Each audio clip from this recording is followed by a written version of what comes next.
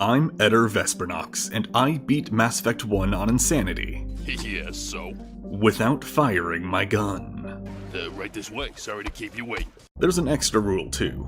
I can't play optimally. My live chat and Discord link description voted on all of the choices I made. The first choice was character creation. Introducing Hildur Shepard. The gun is silent. Her parents were melted by space pirates, she held off more space pirates single-handedly, and for some reason she looks like female Armin Arlert. For the sake of this playthrough, I went with Engineer and the bonus power, Singularity. Our day started like any other, getting secondhand embarrassment and finding out secondhand that our boss wants to see me. He tells us the overly dramatic space CIA agent we're ferrying is here to recruit me like I'm 007. Little does he know, I broke my trigger finger in basic training and I've been faking it ever since. As if on cue, a giant space cuttlefish flexes its lack of bones. It was at this moment, Hildur Shepard decided they all must die. Long tutorial short, flashlight robots are everywhere. Enemy is everywhere! I punched a guy, CIA got betrayed by a man who didn't read the challenge description, and I'm forced to party up with Ash Williams. The other one. The other one. Screw this, I'm taking it now. Alright, I had a plot dream, so it's time to hit the galactic capital, the giant starfish station. Space politicians don't like me doing my job, and I feel like there's some sort of social commentary in here somewhere. Unfortunately, they say it's legal for Saren to break the law, and I'm not allowed to enter memes into evidence. Cringe. It's okay though. My future best buddy Garrus said he was close to finding his DMs, so I'll just go help him. I mean, that tutorial was super easy, barely an inconvenience. I had 2 or 3 sections of the game I figured would be hard to deal with, but I was not prepared for literally the first real fight in the game. These assassins had hands, and they would not stop throwing them. They could beat me in close range, and Ash and Kaidan refused to fight them at long range. Also, they had the cheapest strategy since they outlawed noob tubes back in 2009. They could just decide to re-up their shields with the same cooldown I had for breaking them. I cannot overstate how much of a problem these 2 nameless, faceless Turians were. We did some side quests, found Garrus, and he showed off his quickscoping skills for us. We found out that some random girl who got shot has a rare card Saren's looking for, and that sounds just vague enough to be the Blue Eyes White Dragon. And since I'm an elite N7 operative in charge of a major investigation into treason, I obviously have nothing better to do than go check it out. Ashley got stuck in a door, and that reminded me I forgot to get Rex first. So I grabbed the funny dinosaur man and took him on an average Krogan bar dive. Rex says his religion permits guns in a gunless challenge, but Garrus sets him straight. Psych! We all head to the darkest, most suspicious alley on the Citadel to find who we're looking for. If Turians could grow hair, you just know this one would have a neckbeard. Tali plays by the rules and throws a grenade at him, and like that, she's hired. Oh yeah, she also had Saren's DMs or whatever. We tell the council that he sent inappropriate messages to Geth Hoppers, and they cancel him with zero hesitation. Turns out there's an archaic law that says if you get someone fired, you get hired, so I get to join the Space CIA now. Sweet! Captain Datterson is forced to give me his fancy new prototype space submarine and tells me where the plot planets are. Obviously I go to recruit the last member of the team first and wait. My Discord voted to get Liara last and do Novaria first instead. Okay, I can handle that. Probably.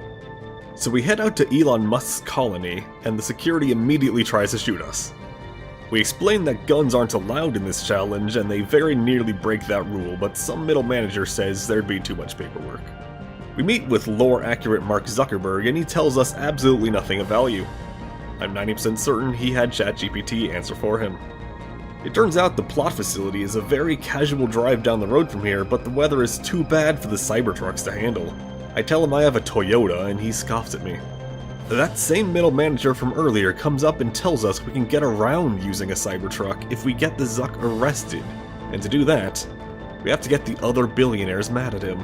We ask around and find out he's been stealing wads of cash from between their couch cushions for years.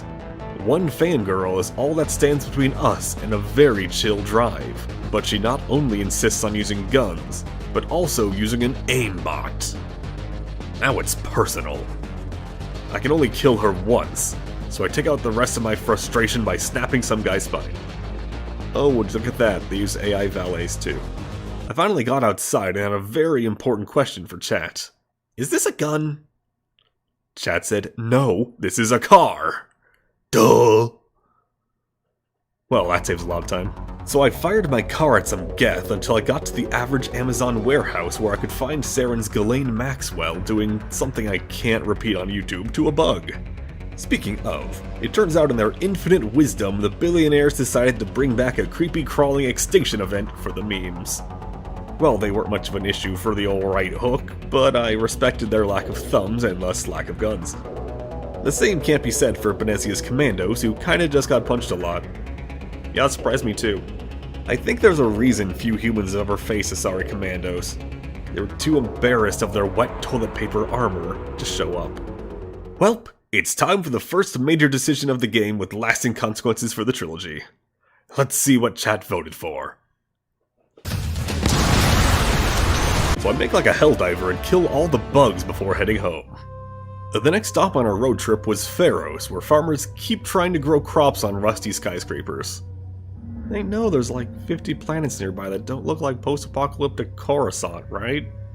Either way, I had to Control-Alt-Delete some more robots that were very determined to kill 16 starving colonists, for some reason.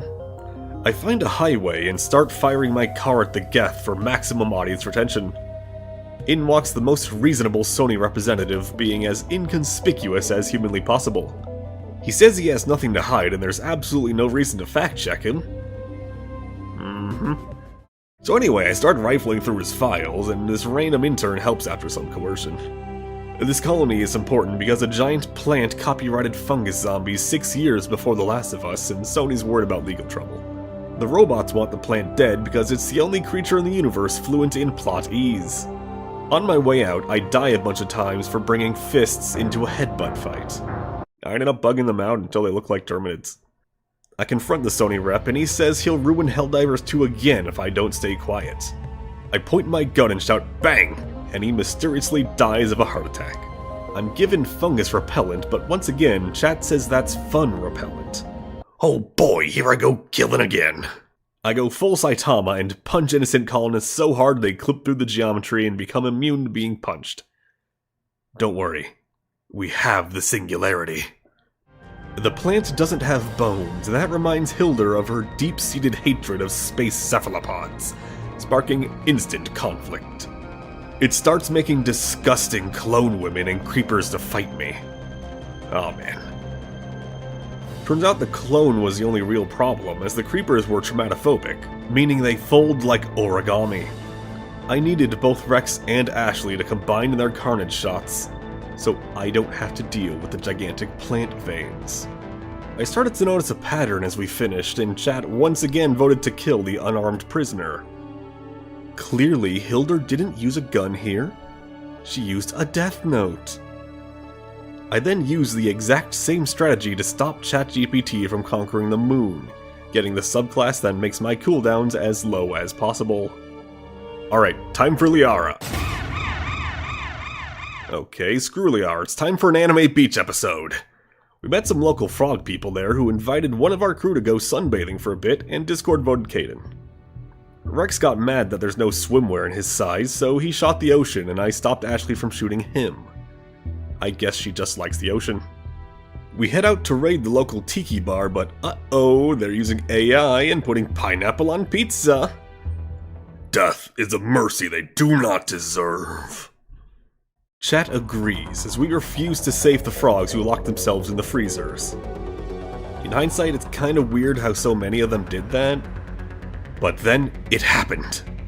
We came across a moderately attractive woman and chat finally voted not to kill someone. We did kill all of our coworkers though, for the whole pineapple on pizza thing. That's when we found out that this beach episode was main plot and not the filler we were expecting.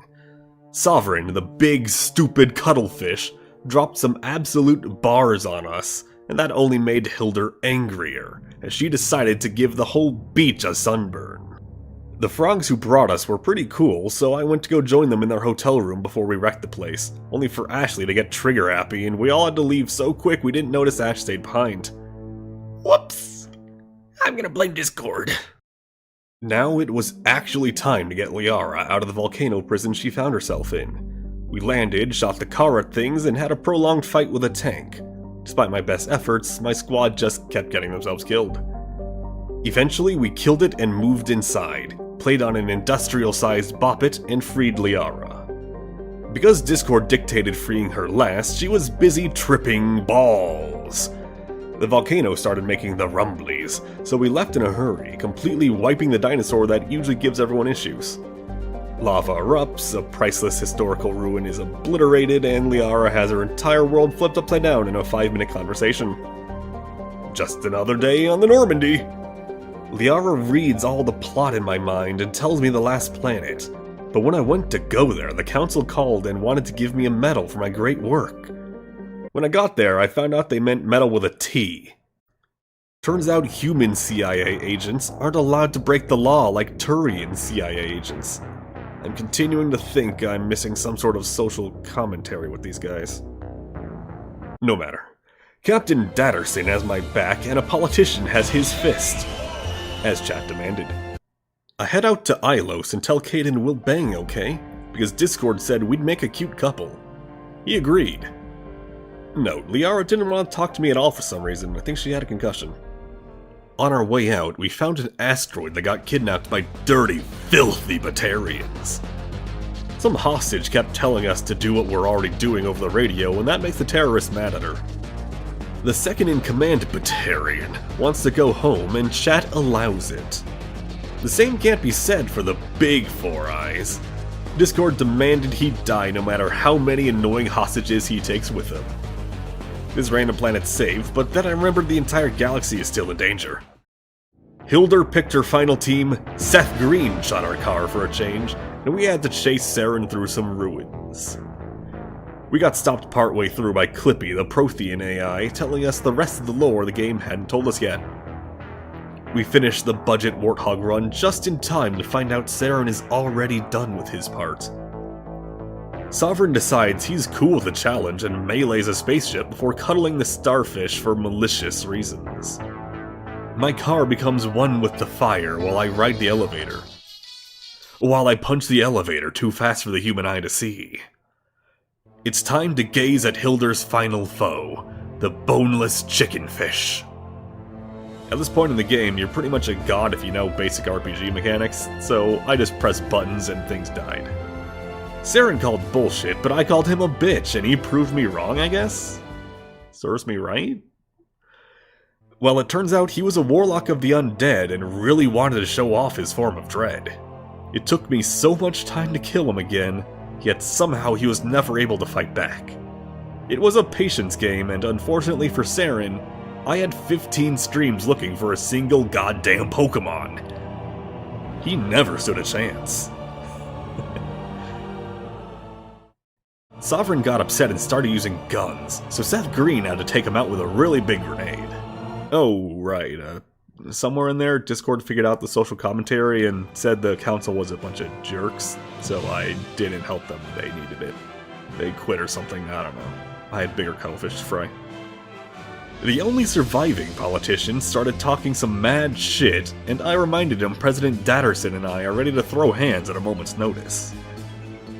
The story of Hilder Shepard, the gun is silent, continues in Mass Effect 2, where even now my Discord and chat are giving me the biggest mixed messages.